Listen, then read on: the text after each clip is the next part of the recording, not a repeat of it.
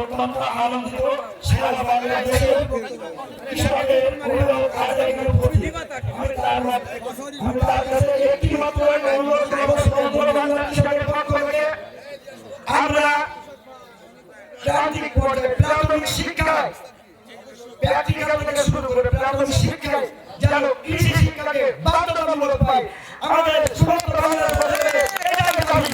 কারণ একটি শিক্ষিত জাতি একটি শিক্ষিত মেরুদণ্ড আর বাংলাদেশের মেরুদণ্ড হচ্ছে কৃষি। সেই কৃষি জাতিকে প্রাথমিকভাবে শিক্ষায় উন্নত করতে হবে। ধন্যবাদ সবাইকে।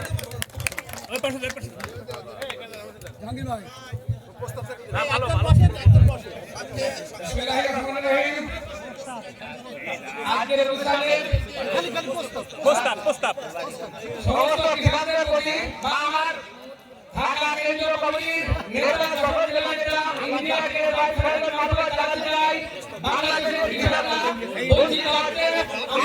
আমি আমার ছোট ছিলাম ক্লাস 9 পড়তাম জিয়াউর রহমান তখন বেইমানের হাত ভাঙা করে রাস্তায় দুর্বার হাতটা করে তার থেকে মোটর দিয়ে বিদ্যুৎ কেটে সবাইকে দেশের আওতায় বাংলাদেশের এক টুকরো জমিও অপরাধ থাকতে দেয়নি এবং সেই আমাদের বাংলাদেশের ছোট করেন যারা প্রস্তাব দেন আপনার